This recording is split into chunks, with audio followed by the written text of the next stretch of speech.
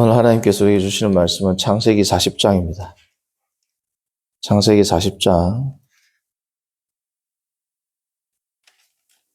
1절로 4절 말씀입니다. 창세기 40장 1절부터 4절 말씀 한 절씩 교도하시고 4절 합독합니다. 그 후에 애굽 왕의 술 맡은 자와 떡 굽는 자가 그들의 주인 애굽 왕에게 범죄한지라. 바로가 그 두 가는 자, 그 술 맡은 가는 자가 떡 굽는 가는 자에게 그들을 진위대장의 집 안에 있는 옥에 가두니 곧 요셉이 갇힌 곳이라. 진위대장이 요셉에게 그들을 수정들게 하며 요셉이 그들을 섬겼더라. 그들이 갇힌 지 여러 날이더라. 아멘. 오늘 말씀의 제목은 하나님께서 만들어 가시는 나입니다. 하나님께서 만들어 가시는 나.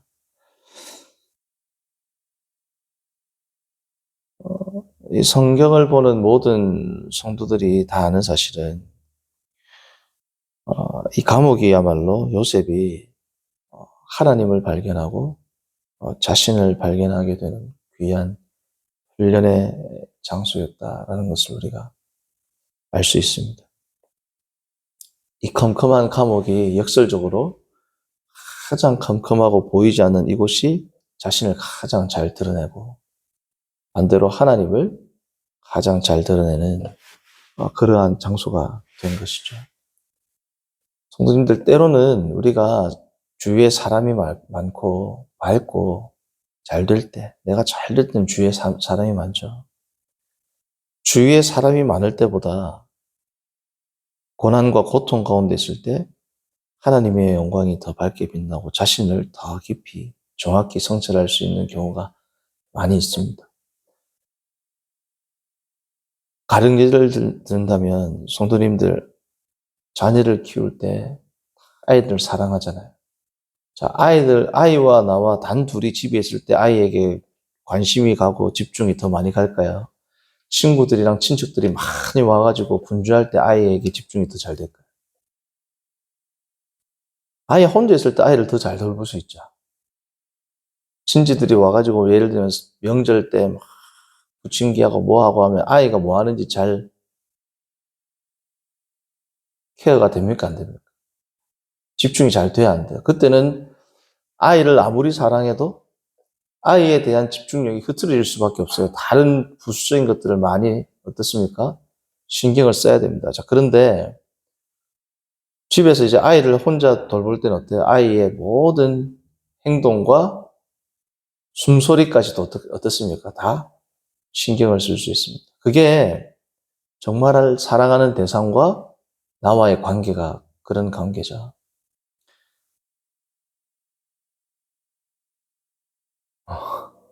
그래서 오히려 사람들이 많을 때, 사람들과 함께 있을 때는 죄를 짓지 않다가 은밀할 때 죄를 짓는다. 그러면 이 구도가 반대로 된 거예요. 그렇죠?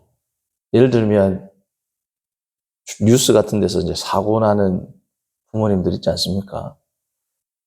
2년 전입니까? 1년 전입니까? 그때 꼬마아이를 입양했다가 여자아이 정인입니까?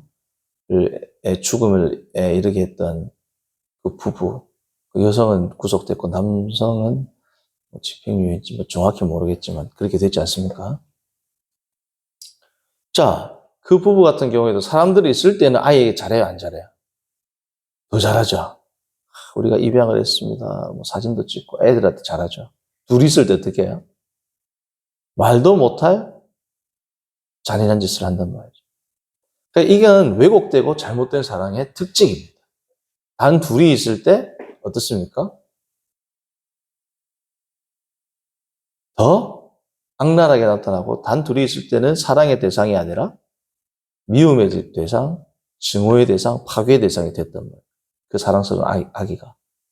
자, 하나님과의 관계도 마찬가지죠. 사람들하고 있을 때, 공적 예배에 있을 때는 누구나 죄 짓지 않고 예배하고 찬송하고 기도하고 눈물 흘립니다. 네. 없을 때 하나님과 나와 단둘이 있을 때 내가 어떤 행동을 하느냐, 어떤 생각을 하느냐, 어떤 말을 하느냐, 그것을 보면 어떻습니까?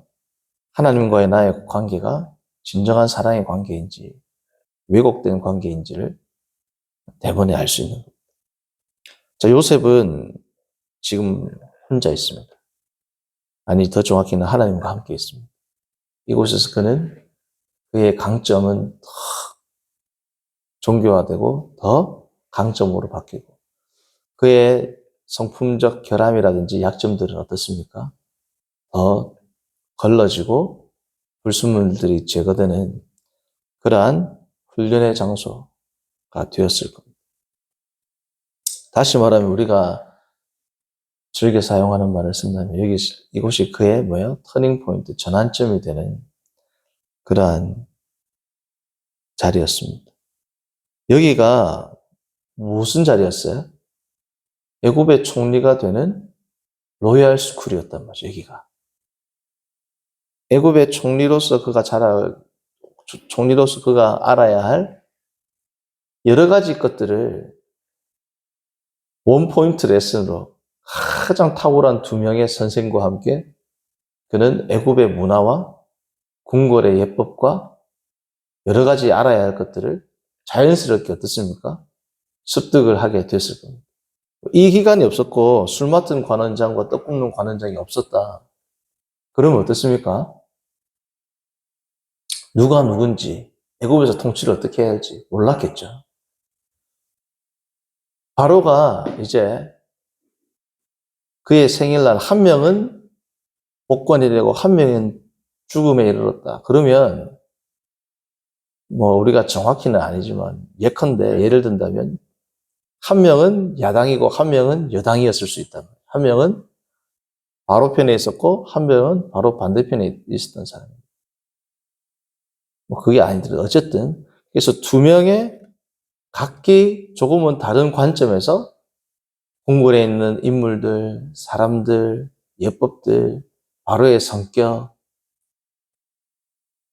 그래서 요셉이 나중에 총리가 됐을 때, 이 사람은 누굽니다.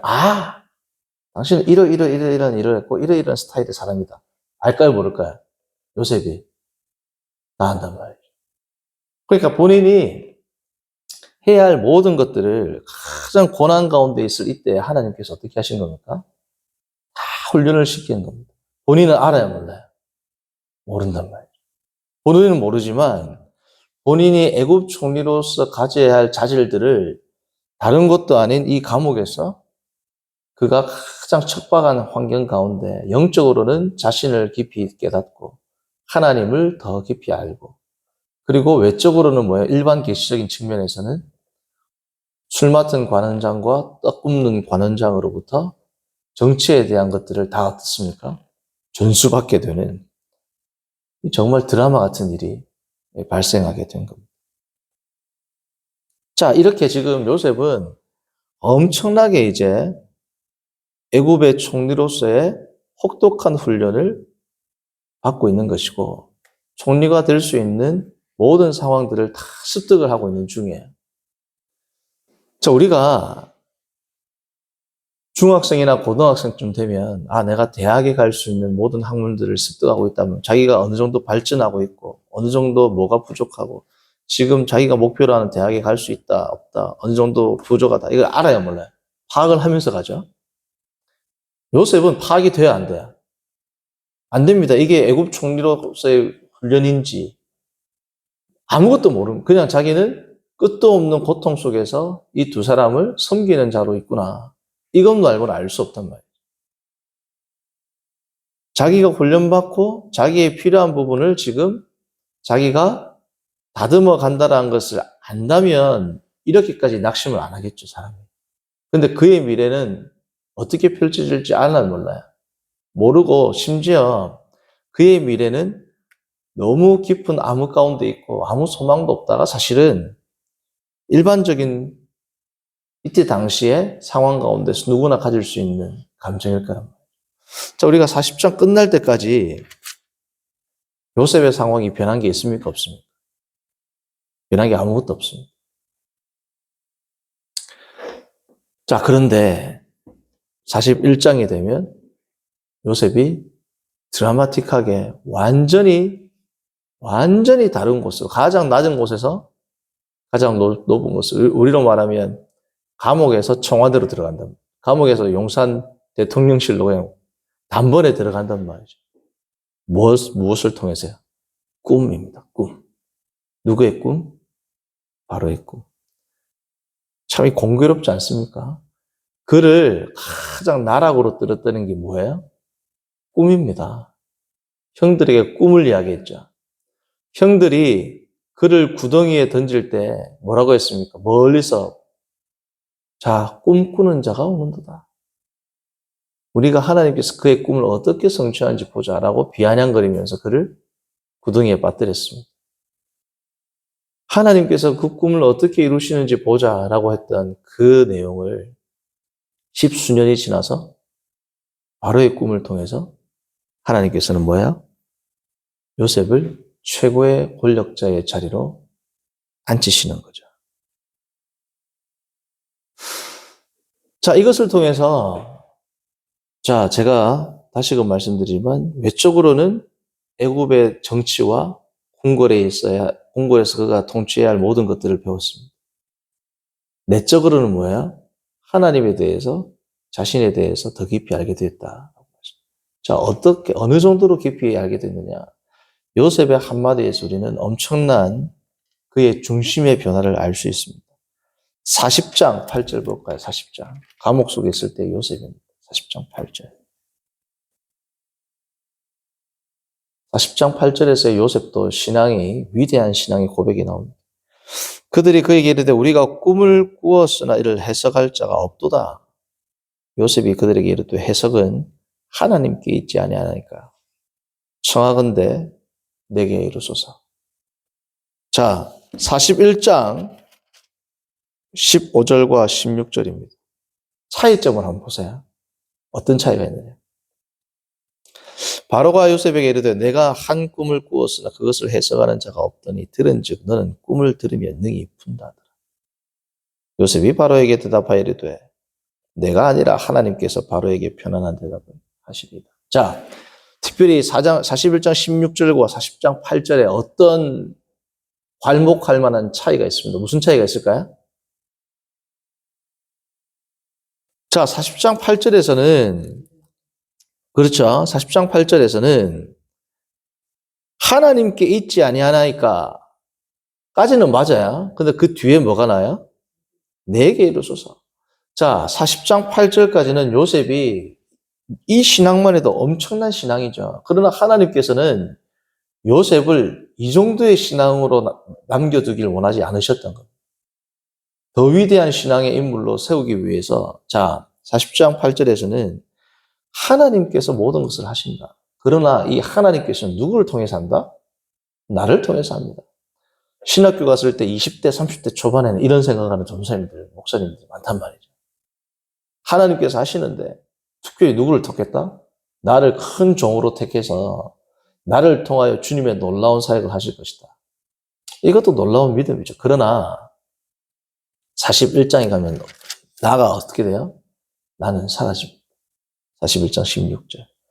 요셉이 바로에게 대답하여 이르되 내가 아닙니다. 내가 아니라 하나님께서 하실 겁니다. 이 작은 고백의 변화, 이 작은 고백의 변화를 이끌어내시기 위해서 하나님께서는 요셉을 어떻습니까? 감옥 속에 둔 거란 말이에요. 성도님들, 이 단 한 단어의 차이지만 중심의 변화가 일어난 겁니다. 이전에도 뛰어난 신앙 고백이죠. 하나님께서 하십니다. 근데 뭐가 강조되어 있어요? 하나님께서 나를 통해서. 나는 다른 목회자와 다르다. 나는 다른 장로와 다르다. 나는 다른 성도와 다르다. 나는 특별히 하나님께 택함받은 사람이다. 라는 어떻게 보면 자신감일 수도 있는 이 세상 사람들이 볼 때는 자신감이죠. 하나님으로부터 선택받았다라는 자부심이죠. 그러나 이 자신감은 주님이 보실 때는 여전히 아직까지 그의 힘이 남아있는 교만으로 보이는 겁니다. 그것을 다 빼는데 정확히는 모르지만 이 감옥에서의 생활이 걸린 겁니다. 감옥에서 모든 소망과 모든 희망과 모든 것들이 사라지고 심지어 하나님의 섭리에 대해서까지도 의심이 되고 그의 신앙이 어쩌면 송두리째 뽑힐 것과 같은 그러한 엄청난 위기를 통과하고 나니까 뭐가 빠져요? 나아가 빠진단 말이에요. 나아가. 송두리는 나아가 빠지는 게 쉬울까요? 이 위대한 작업을 하나님께서 이 감옥에서 하신 겁니다. 사랑하는 성도님들, 우리 가운데 고난 가운데 있는 분 계십니까? 끝없는 어려움 가운데 계신 분이 혹 있으시다면 주님께서 나가 아니라 주님 중심의 사람으로 나를 만드시기 위해서 아직까지도 나에게 내가 아니면 안 돼. 나는 특별한 존재야 라는 그러한 교만이 있거나 여전히 하나님이 아닌 아직까지도 나의 불순물이 있다면 있다면이 아니라 있기 때문에 하나님께서 그 고난을 허락하신 것으로 알고 오늘도 주 안에서 나 자신을 더 깊이 성찰하고 하나님을 붙들고 나아가는 복된 하루 되시기를 바랍니다. 선하신 하나님 아버지, 오늘 창세기의 말씀을 통해서 하나님께서 만들어 가시는 나라는 제목으로 말씀을 함께 나누었습니다. 우리의 마음 가운데 점점 myself는 빠지고 오직 한 분 하나님만, 예수 그리스도만, 주의 영인 성령만 나를 주관하도록 주님께서 인도해 주시고 그러한 나가 되어서 누구든지 내 문을 열면 내가 들어가 그와 더불어 먹고 그와 더불어 함께 하겠다고 말씀하셨던 우리 주님의 그 말씀을 기억하고 오늘도 주님을 더 깊이 의지하고 나가는 복된 권속들 되도록 인도하여 주옵소서. 예수님의 이름으로 기도합니다. 아멘. 하늘에 계신 우리 아버지여, 이름이 거룩히 여김을 받으시오.